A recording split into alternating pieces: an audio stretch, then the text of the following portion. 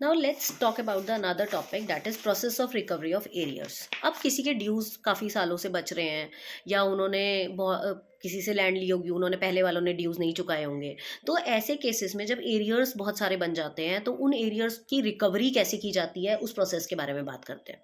As an arrear of land revenue, an arrear of land revenue remaining unpaid within the time specified in the writ of demand में be recovered by any one of the following process. इनमें से कोई भी process use किया जा सकता है arrear को रिकवर करने के लिए। एक बात हमेशा याद रखें, देखिए हमारे पास पॉइंटर्स होते हैं।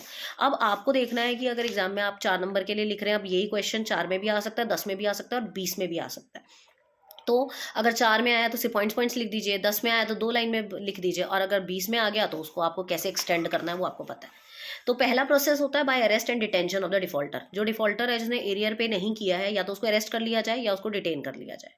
दूसरा, by attachment and sale of his movable property including agricultural produce. आप उसकी कोई भी मूवेबल प्रॉपर्टी को अपने कब्जे में ले सकते हैं, इंक्लूडिंग उसका एग्रीकल्चरल प्रोड्यूस। क्योंकि देखिए इनमें गाँव में और इनमें तो एग्रीकल्चर का जो प्रोड्यूस होता है, जो उसका खेती बाड़ी होती है, वही सबसे इंपॉर्टेंट चीज़ होती है, तो वही आप उसका ले लीजिए।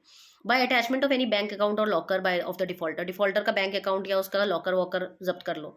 By attachment of land in respect of which arrear is due.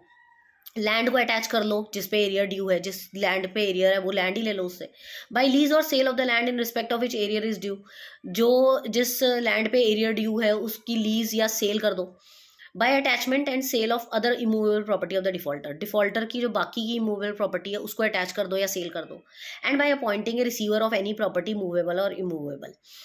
उसकी जो अपॉइंटर किसी रिसीवर को अपॉइंट कर दो। अब रिसीवर के बारे में मैं डिटेल नहीं बताऊंगी, मैंने सीपीसी की वीडियो में भी बताया था कि रिसीवर वो इंसान होता है जिसको गवर्नमेंट अपॉइंट करती है एक लैंड के ऊपर बिठाने के लिए, जब दो पार्टी के बीच में कोई डिस्प्यूट चल रहा होता है, चाहे वो गवर्नमेंट और उस बंदे के बीच में डिस्प्यूट चल रहा हो, तो भी एक रिसीवर अपॉइंट किया जाता है जो सारे उस टाइम के जितने भी प्रॉफिट्स होते हैं, जितने भी डिसीजन होते हैं वो लेता है, और बाद में वो उसको क्या करता है, जब फैसला हो जाता है तो उनको रिटर्न कर देता है असली ओनर को।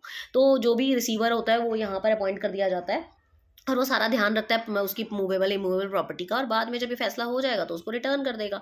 तो ये एरियर को वसूलने का तरीका है, ये सारे तरीके बताए गए हैं, इनमें से कोई भी तरीका वो अपना सकते हैं अपने एरियर को वसूल करने का।